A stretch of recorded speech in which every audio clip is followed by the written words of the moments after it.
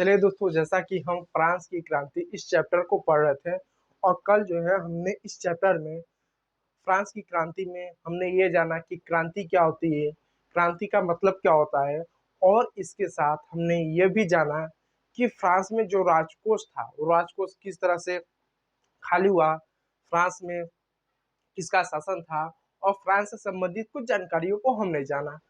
आज हम जानेंगे कि फ्रांस में किन कारणों से क्रांति हुई, क्रांति की शुरुआत कैसे हुई, क्रांति की शुरुआत में किन की भूमिकाएं रहीं और आदि बहुत सारी चीज़ों के बारे में आज जो है पार्ट 2 में हम जानेंगे, अच्छे से जानेंगे और समझने का प्रयास करेंगे।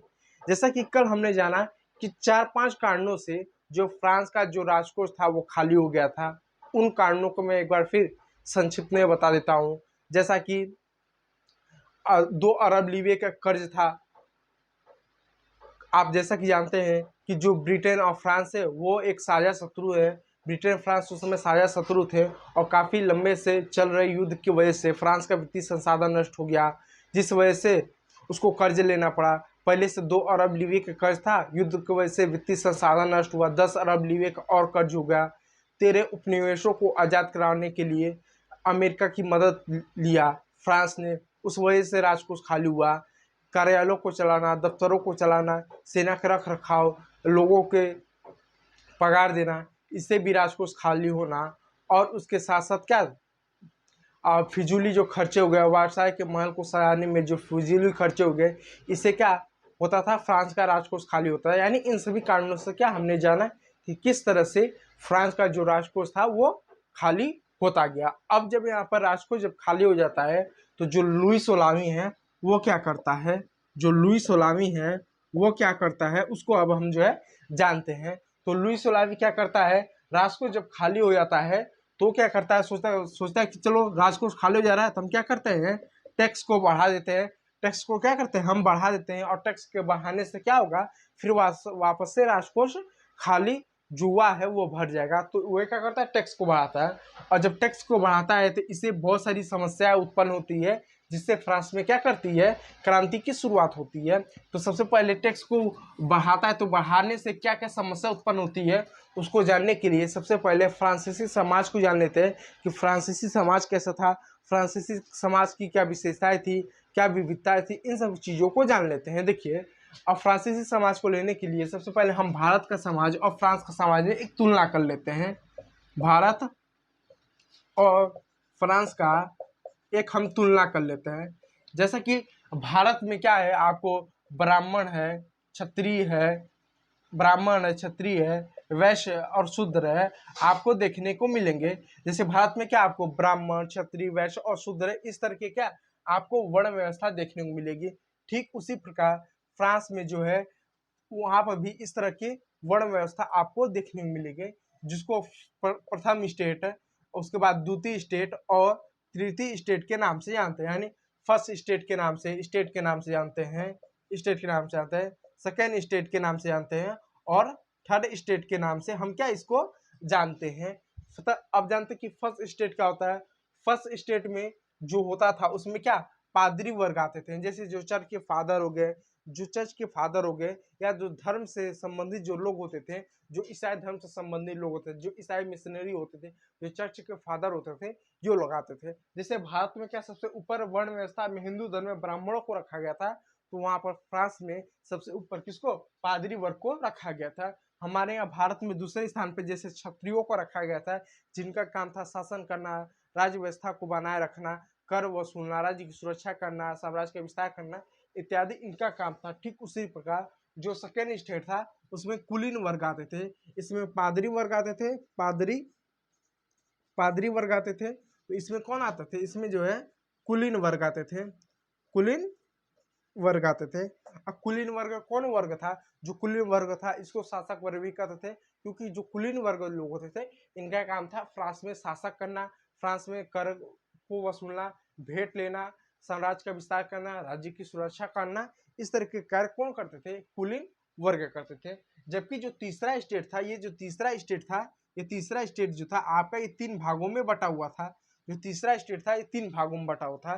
तीसरे स्टेट में जो पहला स्टेट था जिसमें बड़े उद्योगपति आते थे, बड़े जमींदार आते थे, वकील आते थे, बड़े जमींदार हो गए, वकील हो गए, भूमि स्वामी हो गए, वकील हो गए, डॉक्टर हो गए, इंजीनियर हो गए, जज हो गए, इस तरह के लोग इसमें प्रथम आते थे। तो इसमें कौन आते थे? बड़े किसान हो गए, मैं लिख लूं बड़े किसान हो गए, किसान हो गए, उद्योगपति हो गए, उद्योगपति हो गए, उद्योगपति हो गए, वकील हो गए, यहाँ पे लिख दूं वकील हो गए, वकील हो गए, शिक्षित वर्ग हो गए, शिक्षित लोग हो गए। ये सारे किस में आते थे? थर्ड स्टेट के प्रथम वर्ग में ये लोग आते थे। कौन आते? वकील हो गए, शिक्षित लोग हो गए, बड़े किसान हो गए, उद्योगपति हो गए। ये क्या थर्ड स्टेट के पहले स्टेट में आते थे। वहीं पर जो दूसरा स्टेट होता था, इस दूसरे स्टेट में कौन आते थे? दूसरे स्टेट में वे लोग आते थे जैसे कि छोटे किसान हो गए, छोटे मजदूर हो गए, छोटे किसान हो गए, छोटे जमींदार हो गए, इस तरह के लोग होते थे। इसमें क्या होते थे? छोटे किसान, छोटे किसान, किसान, छोटे जमींदार, छोटे जमींदार या छोटे सामंत होते थे। तो इसमें छोटे किसान, छोटे जमींदार, छोटे भूस्वामी, छोटे क्या सीमांत, इस तरह के जो लोग होते थे वो आते थे, सामंत आते थे। वहीं पर जो थर्ड तीसरे स्टेट का जो तीसरा स्टेट था, इसमें कौन आता था? जो तीसरे स्टेट का जो तीसरा स्टेट था, इसमें कौन आता था? इसमें कौन आता था? इसमें जो मजदूर होते थे, जो कारीगर होते थे, जो भूमिहीन किसान होते थे, यानी मजदूर हो गए, भूमिहीन किसान हो गए, कारीगर हो गए, इस नौकर हो गया, दास हो गया, इस तरह के लोग इसमें आते थे। तो इसमें कौन आते थे? मजदूर हुआ, किसान हुआ, नौकर हुआ, इस तरह के जो लोग इसमें आते थे। यानी नौकर हुआ, नौकर हुआ, कारीगर हुआ, कारीगर हुआ, कारीगर हुआ, इस तरह के लोग इसमें आते, कारीगर हुआ, मजदूर हुआ, इस तरह के लोग आते थे। अब फ्रांस का सामाजिक बनावट ऐसा था कि ये जो पहले वो जो दूसरे स्टेट के लोग थे, ये जो पहले जो दूसरे स्टेट के लोग थे, इनको टैक्स नहीं देना था। इनको क्या कर नहीं देना था। यानी पहले जो दूसरे स्टेट के जो लोग थे, इनको जन्म से विशेष अधिकार प्राप्त था कि ये कभी भी क्या टैक्स नहीं देंगे। यानी इनको जो पहले यानी जो पादरी वर्ग है, जो चर्च के जो फादर है, जो पिता है, वो लोग हैं, और जो कुलीन वर्ग है, जो राज्य राज्य के अंतर्गत आते हैं, जो राज्य के अंतर्गत आते हैं, जो शासन करना उनका काम होता है, इन लोगों को जन्म से विशेष अधिकार था कि कभी टैक्स नहीं देंगे, कभी क्या टैक्स नहीं देंगे। इनको अधिकार था कि ये बेगारी का काम करवा सकते हैं, बेगारी बेगारी कार्य करवा सकते हैं। अब बेगारी का काम क्या होता है? बेगारी का मतलब हुआ कि किसी से आपने मजदूरी करवाया और आपने पगार नहीं दिया। जैसे मैं हूं, अगर मैंने किसी व्यक्ति से अगर 8 घंटे मैंने कार्य करवा दिया, अगर 8 घंटे का मुझे उसको 700 रुपया देना है, 700 रुपया मुझे उसको देना है, और मैं उसको 700 रुपया नहीं देता हूँ, तो एक तरह से मैंने उससे बेगार लिया, काम करवाया लेकिन पैसा नहीं दिया। तो इनको विशेष, इन दोनों को जन्म से विशेष अधिकार था कि टैक्स नहीं देंगे, बेगारी काम करवा सकते हैं। और एक और अधिकार इनको था, वो कौन सा अधिकार था? वो भेंट ले सकते हैं। क्या ले सकते हैं? वो क्या भेंट ले सकते हैं, उपहार ले सकते हैं। इनको एक और अधिकार था कि क्या भेंट ले सकते हैं, उपहार ले सकते हैं। इस तरह का क्या इनको जन्म से कुछ विशेष अधिकार प्राप्त था। किसको अधिकार प्राप्त था? इन लोगों को प्राप्त था। इन लोगों को क्या था? प्राप्त था। पहले स्टेट व दूसरे स्टेट के लोगों को प्राप्त था, जबकि तीसरे स्टेट के लोगों को ऐसा कुछ भी विशेष अधिकार प्राप्त नहीं था। इनको टैक्स देना पड़ेगा, इनको बेगारी का काम बेगारी करना पड़ेगा, और भेंट उपहार जो है इन दोनों को जो है देना पड़ेगा, अनिवार्य था। ठीक है, इस तरह की चीजें थी। तो अगर आप स्क्रीनशॉट लेना चाहें तो स्क्रीनशॉट ले सकते हैं, क्योंकि ये जो चीजें हैं आपके लिए बहुत ज्यादा उपयोगी और बहुत ज्यादा इंपॉर्टेंट है। और मैं उम्मीद कर पा रहा हूँ कि जो चीजें मैं आपको बता रहा हूँ वो सारी सारी चीजें आपको समझ में आ रही होगी। ठीक है, चलिए, मैं इस तरह से हैंड रिटेन नोट्स भी देता रहता हूँ, चीजों को मैं आपको समझाता भी रहता हूँ। अब चलिए आगे देखते हैं, आगे इसके बाद क्या होता है। देखिए आगे, देखिए क्या होता है। अब इसके बाद आगे क्या होता है। ठीक है, तो उस समय जब लुईस सलामी जो था, जब वो आता है तो राजकोष खाली पाता है, तो कहता है चलो ठीक है कोई बात नहीं, राजकोष खाली है तो हम क्या करते हैं, टैक्स को बढ़ा देते हैं। टैक्स को क्या है, हम बढ़ा देते हैं। और जब टैक्स को जब हम बढ़ा देंगे तो फिर से क्या राजकोष भर जाएगा। तो ये, और पहले और दूसरे स्टेट के लोग को तो टैक्स देना नहीं था, और जो पहले और जो दूसरे स्टेट के लोग थे, इनकी जनसंख्या मुश्किल से 5% थी। यानी पूरे फ्रांस की जनसंख्या के केवल 5% लोग थे। जैसे मान लीजिए, हम मान लें कि फ्रांस में 2 करोड़ की आबादी है, मान लीजिए 2 करोड़ की आबादी है, मान लीजिए 2 करोड़ की आबादी है, तो 2 करोड़ की आबादी में केवल ये 10 लाख लोग ही हैं। अब 10 लाख लोग हैं, अब 10 लाख के पास क्या, वहां की आबादी का 60% संपत्ति है, यानी इनकी आबादी केवल 5% रहती थी, और 5% आबादी की बात क्या थी, 60% भूमि थी। यानी आप ऐसा कर सकते हो कि 100 लोग हैं और 100 में से 5 लोगों के पास 60 रुपया है और शेष 95 लोगों के पास केवल 40 रुपया है। 40 रुपये, तो कहाँ पर देख सकते हो कि शेष 40 लोगों के पास केवल 95 रुपया है, और कहाँ पर 60 लोगों के पास, कहाँ पर केवल 5 लोगों के पास, केवल 5 लोगों के पास 60 रुपया है। तो बहुत नाइंसाफी है। तो इस तरह से समाज में विविधता थी। तो इनको जब से अधिकार था कि टैक्स नहीं देंगे, बेगारी काम करवाएंगे, भेंट लेंगे, ऊपर से इनके पास बहुत ज्यादा संपत्ति थी, बहुत ज्यादा क्या संपत्ति थी, इस तरह की चीजें थी। और सबसे ज्यादा गरीब कौन थे, सबसे ज्यादा तीसरे स्टेट के जो तीसरे वर्ग के लोग थे, मजदूर थे, नौकर थे, किसान थे, ये सबसे ज्यादा गरीब थी और इनकी आबादी क्या सबसे ज्यादा थी। तो जब लुई 16वां आबाद आया तो वो क्या करता है, टैक्स बढ़ाता है। टैक्स क्या बढ़ाता है, और जब टैक्स बढ़ाता है तो टैक्स ऐसे नहीं बढ़ा सकता है। जैसे फ्रांस में एक नियम था, फ्रांस में एक वंशानुगत नियम था कि जब भी कोई राजा टैक्स बढ़ाना चाहता है तो अपनी इच्छा अनुसार टैक्स नहीं बढ़ा सकता, कि मेरी इच्छा है मैं टैक्स बढ़ाना चाहता हूँ तो टैक्स मैं बढ़ा दूं, ऐसा नहीं बढ़ा सकता। उसको टैक्स बढ़ाने के लिए उस राजा को क्या करना पड़ता था, उस राजा को क्या करना पड़ता था, उस राजा को क्या करना पड़ता था, उस राजा को जो है इन तीनों स्टेट के लोगों का एक सभा बुलाना पड़ता था। यानी इन तीनों स्टेट के लोगों को क्या करना पड़ता था, एक सभा बुलाना पड़ता था, जिसमें से प्रत्येक स्टेट से 300 लोग चुन के आते थे, इससे भी 300 लोग चुन के आते थे, इससे भी 300 लोग चुन के आते थे, और इससे क्या 600 लोग चुन के आते थे इन तीनों स्टेट से, प्रथम स्टेट, सेकंड स्टेट और तीसरे स्टेट। इससे क्या होते थे, ये सारे लोग जो है चुन के जो है आते थे, और ये सारे लोग जब चुन के आते थे, 1200 लोग जब चुन के आते थे, ये 1200 लोग जब चुन के आते थे, तो उसके बाद क्या होता था, इनके सामने जो क्या राजा जो है एक बजट पेश करता था, एक तरह से प्रस्ताव रखता था कि हमको टैक्स बढ़ाना है, इन कारणों से टैक्स बढ़ाना है। उसके बाद जो है टैक्स बढ़ेगा कि नहीं बढ़ेगा, इस बात पर चर्चा किया जाता था। हालांकि अंतिम फैसला टैक्स बढ़ेगा कि नहीं बढ़ेगा, इसका निर्णय लेने का अधिकार किसको था, राजा का था। और ये जो असेंबली है, ये सभा है, इसको बुलाने का जो अधिकार था किसके पास था, वो क्या था, वो भी राजा के पास ही था। तो उस समय क्या था, लुई 16वीं ने क्या किया था, लुई 16वीं ने क्या किया, लुई 16वीं ने पहली बार तो बिना जो है इस असेंबली को बुलाए उसने क्या किया था, टैक्स जो है बढ़ा दिया। बिना असेंबली के बुलाए है उसने क्या किया था, टैक्स जो है बढ़ा दिया। टैक्स बढ़ाने से क्या हुआ, जो रोजी रोटी का संकट आने लगा। अब रोजी रोटी का कैसे संकट आने लगा, रोजी रोटी का संकट कैसे रहा, इसने जो है टैक्स को 2 बार बढ़ाया था। लुई 16वीं ने टैक्स को 2 बार बढ़ाया था। पहली बार बिना पूछे टैक्स बढ़ा दिया, दूसरी बार जब टैक्स इसको बढ़ाना था तो इसने इस सभा को बुलाया था, इस बात को याद रखिएगा। तो पहली बार ये क्या करता है, बिना जो है सभा बुलाए ही ये क्या करता है, टैक्स बढ़ा देता है। और टैक्स को बढ़ाने से क्या होता है, जो उस समय फ्रांस में ये जो पहले और दूसरे स्टेट के लोग थे, ये तो अमीर थे, इनके पास बहुत पैसा था, तो इनको तो कोई समस्या होता तो नहीं था। लेकिन ये जो तीसरे स्टेट के जो लोग थे, विशेषकर ये जो लोग थे, नौकर थे, मजदूर थे, कारीगर थे, इनको रोजी रोटी का संकट आने लगा, क्योंकि चीजें जो थी बहुत ज्यादा कीमत बढ़ने लगी। अब क्या होता था, कीमत जो था, चीजें जो थी वो कीमत बढ़ने लगी। अब कीमत कैसे बढ़ने लगी, आप ऐसा समझिए, जैसा कि आप सब जानते हैं कि यदि महंगाई बढ़ेगी, यदि महंगाई जैसा कि आप सब जानते हैं कि यदि महंगाई बढ़ेगी, जैसे मान लीजिए टैक्स लगा दिएगा, तो टैक्स लगाने से क्या होगा, चीजें महंगाई बढ़ेगी। यदि महंगाई बढ़ेगी तो लोगों की जो आय होगी, जो लोगों की इनकम होगी, जो लोगों की जो मजदूरी होगी वो भी क्या बढ़ेगी, मजदूरी होगी क्या, वो भी बढ़ेगी। लेकिन फ्रांस में ऐसा नहीं हुआ। जब फ्रांस में जब लुई 16वीं ने जब टैक्स बढ़ाया तो उस समय क्या, महंगाई तो बढ़ी, टैक्स बढ़ा, महंगाई बढ़ा, लेकिन लोगों की आय यानी लोगों की मजदूरी नहीं बढ़ाएगी। अब लोगों की मजदूरी नहीं बढ़ाएगी कि क्या मतलब है, ऐसा समझिए। जैसे आप ये समझिए, मान लीजिए मैं एक व्यक्ति हूँ, मैं कहीं पर 12 घंटे काम करता हूँ।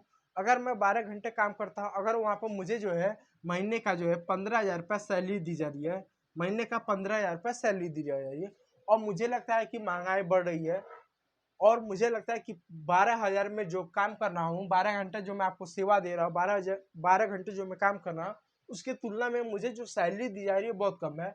और मैंने अपने मालिक को, अपने बॉस को, जो भी है, मैंने उनसे रिक्वेस्ट किया या निवेदन किया, जो भी कहा कि मैं 12 घंटे अगर मैं काम कर रहा हूँ तो मेरी जो सैलरी है वो 15,000 से बढ़ाकर कितने किया जाए, 24,000 रुपया कर दी जाए। और मैं ऐसा क्यों कर रहा हूँ? क्योंकि महंगाई बढ़ गई है और मैं ये भी कह रहा हूँ कि जो मैं काम आपके लिए 12 घंटा करता हूँ वही काम मैं किसी दूसरी कंपनी में करूँ, किसी दूसरे के लिए करूँ, तो मुझे 24,000 मिलेगा, जबकि आप मुझे 15,000 ही दे रहे हो। तो मेरे पास क्या, मैं उनको रिक्वेस्ट कर सकता हूँ, मैं उनको फोर्स कर सकता हूँ कि मेरी सैलरी बढ़ाई जाए। अगर वो मेरे मालिक या मेरे बॉस जो है अगर वो मेरी सैलरी ना बढ़ाए तो मेरे पास एक विकल्प है। मेरे पास क्या है? एक विकल्प है। विकल्प क्या है? कि मैं इस नौकरी को मैं छोड़ दूं, कि मैं ना करूं। तो मुझे लगता है कि 12 घंटे ड्यूटी कर रहा हूँ और मुझे केवल 15,000 रुपया दिया जा रहा है, जबकि मुझे 24,000 मिलना चाहिए, और जहाँ की जो कि दूसरे जगह मुझे 24,000 मिल सकता है। तो अब ऑप्शन क्या है मालिक के पास? कि मेरी सैलरी बढ़ा दें। और मेरे पास एक विकल्प है कि मैं चाहूँ तो यहाँ पर ड्यूटी करूँ 12 घंटे, 12 घंटे ड्यूटी करूँ, महीने का मैं 15,000 ले जाऊँ। या मेरे पास दूसरा विकल्प है कि ये जो नौकरी है इस नौकरी को मैं छोड़ दूँ। यानी मेरे पास विकल्प है कि मैं इस नौकरी को छोड़ सकता हूँ, क्योंकि मुझे लगता है कि कम सैलरी दी जा रही है। मुझे लगता है कम सैलरी दी जा रही है, तो इस वजह से मैं इस नौकरी को छोड़ सकता हूँ। मेरे पास विकल्प है कि मैं इस नौकरी को छोड़कर जहाँ पर मुझे महीने का 24,000 मिल रहा है वहाँ पर मैं नौकरी कर सकूँ। मेरे पास विकल्प है। लेकिन फ्रांस में ऐसा नहीं था। फ्रांस में क्या हुआ, जब टैक्स बढ़ाया गया, जब टैक्स बढ़ाया गया, जब महंगाई बढ़ी तो जो मजदूर थे उनकी जो मजदूरी नहीं बढ़ाए गए। मजदूरों की जो टैक्स बढ़ाया गया तो महंगाई बढ़ी, महंगाई से मजदूरों की क्या जो मजदूरी थी वो बढ़ाई नहीं गई। अब ऐसे समय जब मजदूरों की जब मजदूरी नहीं बढ़ाई गई तो उनके पास तो ये विकल्प रहना चाहिए कि भाई हम तुम्हारे लिए मजदूरी नहीं करेंगे, भाड़ में जाओ। हम फैक्ट्री में काम करते हैं, आप महंगाई आ रही है, आप हमारी मजदूरी नहीं बढ़ा रहे हो, तो मैं आपके लिए काम नहीं करूंगा। ये विकल्प सबको होता है। तो क्या फ्रांस में उस समय जब टैक्स बढ़ाया गया, जब मजदूरी जब जब महंगाई बढ़ी, तो क्या फ्रांस के मजदूरों के पास ये विकल्प नहीं रहा होगा कि नहीं हम तुम्हारे लिए काम नहीं करेंगे? ऐसा नहीं था। फ्रांस में क्या था? ऐसा नहीं था। यानी मजदूरों के पास क्या था? मजदूरों के पास विकल्प नहीं था। उस समय क्या होता था, फ्रांस में यदि कोई मजदूर है, कोई कारीगर है या नौकर है। उस समय फ्रांस में क्या होता था, कोई मजदूर है, कोई कारीगर है या कोई नौकर है, यदि वो अपने मालिक को, अपने बॉस को, किसी कंपनी में यदि किसी को सेवा दे रहा है, किसी के लिए काम कर रहा है, कोई भी काम कर रहा है, यदि वो उस काम को छोड़ के किसी दूसरे मालिक के पास, किसी दूसरे कंपनी में, कहीं दूसरे यहाँ अगर जाना चाहता है तो उसको एक प्रमाण पत्र लेना पड़ता था। जैसे मैं यहाँ पर अगर काम कर रहा हूँ 12 घंटे, महीने में मुझे 15,000 रुपये सैलरी दी रही है, अगर मैं इनका काम छोड़कर अगर मैं इनके पास आना चाहता हूँ तो मुझे इनसे एक प्रमाण पत्र लेना पड़ेगा कि मैं इनके काम करता हूँ। जब तक ये मुझे प्रमाण पत्र नहीं देंगे तब तक मुझे कहीं भी काम नहीं मिलेगा। ये काम मिल भी गया तो आगे चल के मुझे बहुत ज़्यादा प्रॉब्लम होगा, दिक्कत होगा। जैसा होता है ना कि बिना लाइसेंस के यदि आप गाड़ी चला रहे हो तो यदि आप पकड़े जाओगे तो आपको प्रॉब्लम हो सकता है। तो इस तरह से इनको भी इस तरह से समस्या आती थी। तो इनके पास विकल्प नहीं था। इनके पास क्या होता था कि यदि आप अपने इस मालिक के लिए यदि आप मजदूरी करते हो, यदि वो मालिक अगर आपको कम मजदूरी दे रहा है, अगर आप उसको छोड़ के जाना चाहते हो तो मालिक से आपको प्रमाण पत्र लेना पड़ेगा। जब तक वो प्रमाण पत्र आपको नहीं देगा आप दूसरी जगह मजदूरी, कारीगरी या नौकर का काम नहीं कर सकते। तो क्या हुआ, जब लुई सलावी ने जब टैक्स बढ़ाया तो महंगाई बढ़ा तो मजदूरों की मजदूरी नहीं बढ़ाई गई। मजदूरों को मजदूरी नहीं बढ़ाएगी, इन्होंने काम नहीं बढ़ाया, मजदूरी नहीं बढ़ाएंगे। मजदूरी का इन्होंने कहा कि नहीं हम मजदूरी नहीं बढ़ाएंगे। तो अब इनके पास विकल्प है कि छोड़ के चले जाए कि नहीं हम नहीं काम करेंगे। तो छोड़ के अगर जाना चाहेंगे नौकर, किसान, मजदूर, तो प्रमाण पत्र लेना पड़ेगा। और ये मालिक जो होते थे प्रमाण पत्र नहीं देते, कहते हम देंगे नहीं भाई, जो चाहे वो कर लो। तो ये क्या होते थे, एक तरह से मजबूर हो जाते थे इनके लिए काम करने के लिए, कम पैसे में ज्यादा काम करने के लिए, कम पैसे में ज्यादा श्रम देने के लिए, ज्यादा मजदूरी देने के लिए। एक तरह से क्या होता था, इन मजदूरों का, इन कारीगरों का, इन नौकर का, इन किसानों का क्या होता था, किसानों का क्या होता था, शोषण होता था, आर्थिक तरह से शोषण होता था।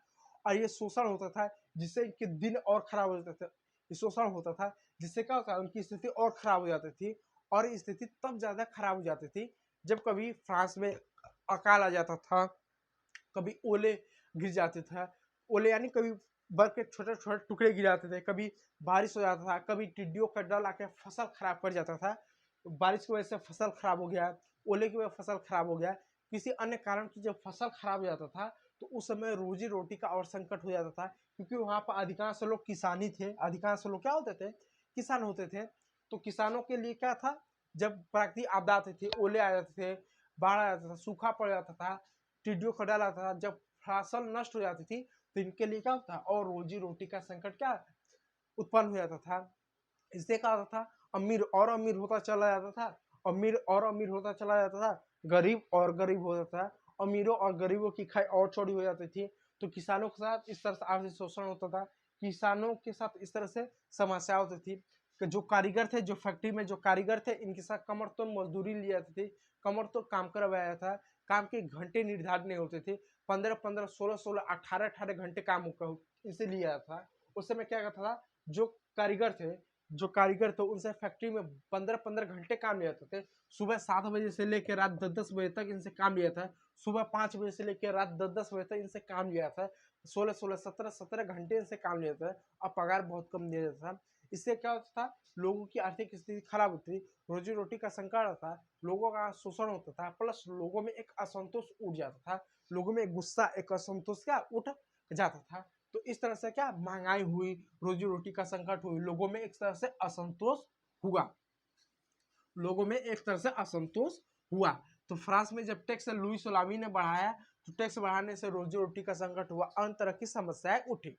ठीक है, अब एक चीज और जानते हैं, वो ये जानते हैं कि जब फ्रांस में ऐसी व्यवस्था थी कि पहले स्टेट के लोग दूसरे स्टेट के लोग टैक्स नहीं देंगे, और टैक्स जब चाहे तब बढ़ाया जा सकता है, तो ऐसा क्या घटना घटी, ऐसा क्यों हुआ कि लुई सोलामी के शासनकाल में ही, यानी लुई सोलामी के शासनकाल में ही फ्रांस की क्रांति की घटना घटी।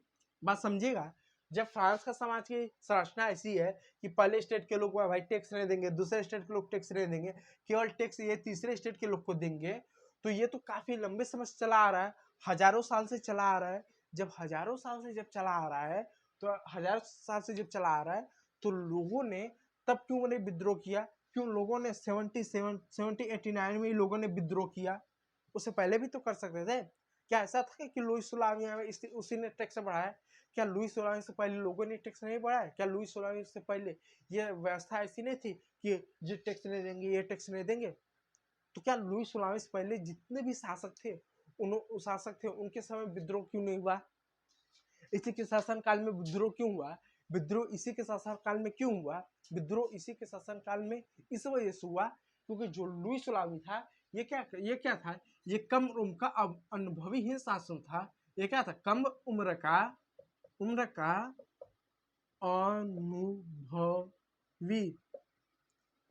अनुभवी अनुभवीहीन शासक था। यानी अगर ये देखा जाए फ्रांस में कि पहले स्टेट के लोग टैक्स नहीं देंगे, दूसरे स्टेट के लोग टैक्स नहीं देंगे, तो हजारों साल से चला आ रहा है, हजारों साल से टैक्स बढ़ाया जा रहा था, तब तो लोगों ने तो विद्रोह नहीं किया। क्या केवल लुई सोलामी जब शासक बना तभी अकाल आया होगा? उससे पहले अकाल ने फ्रांस में आया होगा? तब लोगों ने क्यों नहीं विद्रोह किया? लुई सोलामी के शासन काल में ही लोगों ने विद्रोह क्यों किया? इस वजह से किया क्योंकि जो लुई सोलामी था वो कम उम्र का अनुभवीहीन शासन था, बहुत कम उम्र का था, मुश्किल से 19 की 21 वर्ष का उनका वो शासन था, बहुत कम उम्र का शासन था और अनुभवीहीन शासन था। उसके पास अनुभव नहीं था कि राज्य को कैसे चलाए, किस तरह से सेना को मैनेज करे, किस तरह से कर को मैनेज करे, इस तरह का कोई भी उसको शासन नहीं था।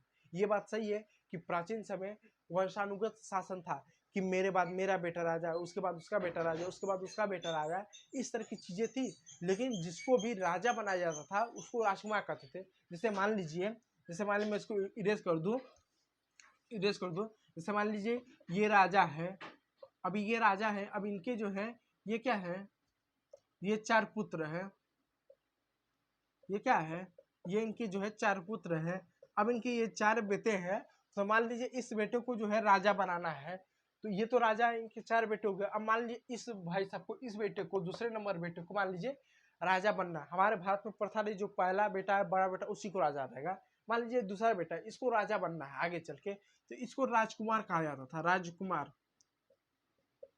कहा जाता था, सॉरी युवराज कहा जाता था, युवराज कहा जाता, इनको क्या युवराज कहा जाता, इनको युवराज कहा जाता था, इनको युवराज या राजकुमार कुमार, राजकुमार कहा जाता था। ये कहा जाता था इसके बाद क्या है, इन तीनों बेटे, इन चारों में यही युवराज राजकुमार है, तो यही क्या होंगे, यही आगे चल के राजा बनेंगे। तो इनको जो है युद्ध लड़ना, टैक्स वसूलना, न्याय करना, कानून बनाना, कानून को पालन करवाना, इस तरह की चीजों इनको बचपन से ही सिखाया जाता है। विशेष रूप से इनको विशेष ध्यान दिया जाता था, इन सभी चीजों को क्या सिखाया जाता था कि आगे चल के राज्य को कैसे चलाना है, कैसे युद्ध करना है, कैसे साम्राज्य का विस्तार करना है, कैसे कानून बनाना है, कैसे कानून का पालन कराना है, कैसे टैक्स लगाना है, कैसे कर लेना है, इस तरह की सारी चीजों का इनको सिखाया जाता था। तो लुई सोलामी को भी शायद सिखाएगा होगा, लेकिन जो कि वो कम उम्र का अनुभवी हिंद शासक था, वो हमेशा कहता था कि सत्ता में मुझे कोई रुचि नहीं है, शासन करने में मेरा मन ही नहीं करता है। इस तरह का वो लुई सोलामी था और उसको राजगद्दी दे दिया गया था। तो क्या लुई सोलामी जो था सबसे कम उम्र का अनुभवी हिंद शासन था। इस वजह से क्या हुआ, वो 1789 में ही क्या हुआ, 1789 में ही क्या हुआ, विद्रोह हुआ। 1789 में ही विद्रोह यानी क्रांति हुआ, क्रांति हुआ। अगर पेपर में अगर आप पूछ दिया जाए, ये कोई आपसे पूछ दे कि फ्रांस की क्रांति 1789 में ही क्यों हुआ, उससे पहले क्यों नहीं हुआ, क्योंकि ये व्यवस्था तो पहले से चली आ रही ना। क्या लुई सोलहवीं के शासनकाल में अकाल पड़ा, उससे पहले अकाल नहीं पड़ा, पड़ा होगा। तो इसी के समय क्यों विद्रोह हुआ, क्योंकि कम उनका अनुभवी ही शासक था। जैसे एग्जाम्पल तौर पर ले लीजिए, आप पूरे भारत का इतिहास पढ़ लीजिए, चाहे औरंगजेब हो, चाहे अकबर हो, चाहे हुमायूं हो, चाहे महाराणा प्रताप हो, चाहे अशोक हो, कोई भी शासक हो रहा होगा, क्या भले ही शासक, कोई शासक बहुत अच्छा रहा होगा, भले ही कोई शासक बहुत बुरा रहा होगा। मान लीजिए कोई एक शासक, जैसे वर्तमान में ले लीजिए, जैसे वर्तमान में प्रधानमंत्री हैं, वर्तमान में प्रधानमंत्री है। अब मान लीजिए वर्तमान में जिससे देश के जो प्रधानमंत्री है, देश के लिए काम कर रहे हैं, तो क्या जरूरी है कि देश के लिए यदि काम कर रहे हैं, देश के लिए बहुत सारी योजनाएं ला रहे हैं, तो देश की जितनी जनता है, सारी की सारी जनता इससे संतुष्ट है? क्या देश के प्रधानमंत्री से भारत की जितनी जनता है, यानी भारत की जो 120 करोड़ की जो जनता है, 120 करोड़ की जो जनता है, वर्ष 2011 की जनगणना के अनुसार, वर्ष 2011 की जनगणना के अनुसार जो 120 करोड़ की जनता है, क्या हमारे देश के प्रधानमंत्री से जिस तरह से काम करते, जिस तरह से शासन करते, सभी संतुष्ट है? क्या हमारे देश के जो प्रधानमंत्री जिस तरह से भी काम करते हैं, हमारे देश की 120 करोड़ जनता सभी लोग संतुष्ट है? नहीं, सभी नहीं संतुष्ट होंगे। कुछ हजार, कुछ लाख, कई लाख ऐसे लोग हैं जो प्रधानमंत्री के काम से संतुष्ट नहीं होंगे। कई लाख ऐसे भी होंगे जो देश के प्रधानमंत्री से या देश के या राज्य के मुख्यमंत्री से असंतुष्ट होंगे कि नहीं, मुख्यमंत्री अच्छा काम नहीं करते, देश के प्रधानमंत्री अच्छा काम नहीं करते, ये काम नहीं किया होगा। ठीक उसी समय प्राचीन समय से लेकर किसी का भी शासन रहा होगा, हर शासन के समय आप कितना भी अच्छा काम कर लो, कई सारे ऐसे लोग होंगे जो आपके काम से असंतुष्ट रहेंगे, जिनके अंदर असंतोष रहेगा। लेकिन अगर आप अयोग्य रहोगे तो वो वो असंतोष ज्यादा दिखेगा। जैसे मान लीजिए देश का प्रधानमंत्री है, ये काम कर रहे हैं, तो 120 करोड़ में से जो जनता है, क्या सभी संतुष्ट है? हो सकता है कि 30 करोड़ ऐसे होंगे, 30 करोड़ ऐसे लोग होंगे जो संतुष्ट नहीं होंगे, 30 करोड़ ऐसे होंगे जो पूरे देश में मिला के संतुष्ट नहीं होंगे, ये दुखी होंगे कि नहीं, हम तो भाई संतुष्ट नहीं है आपके शासन काल के। तो क्या ये कभी विद्रोह कर रहे हैं कि विद्रोह करें कि हमको प्रधानमंत्री पद से आपको हटा देंगे? कभी विद्रोह कर रहे हैं? क्यों नहीं विद्रोह कर रहे हैं? विद्रोह इस वजह से नहीं कर रहे हैं, इस वजह से बगावत नहीं कर रहे हैं, वजह कि ये जो प्रधानमंत्री है, ये योग्य है। ये क्या योग्य है? भले ही ये ऐसा काम कर रहे हैं, भले ही कोई काम कर रहे हैं, उस काम से 10 लाख का फायदा हो रहा है और उसे 10,000 का नुकसान हो रहा है, 10,000 का नुकसान हो रहा है। लेकिन प्रधानमंत्री जो कि योग्य है, इस तरह से काम कर रहे हैं कि जो 30 करोड़ अगर असंतोष है, इनके मन में दुखी भावना है, तो वो दब जा रही है। क्योंकि लोगों का ना, जैसे मान लीजिए युवा है, अब युवा का लग रहा है कि ये सरकार बड़ी निकम्मी है, रोजगार नहीं दे रही है, सरकारी नौकरी नहीं ला रही है, महंगाई है, ये हो, अगर लग रहा है जनता को, तो जनता को ये भी लग रहा है कि देश की सुरक्षा के लिए बहुत अच्छा काम कर रही है, सड़कें बना रही है, आवास दे रही है, राशन दे रही है।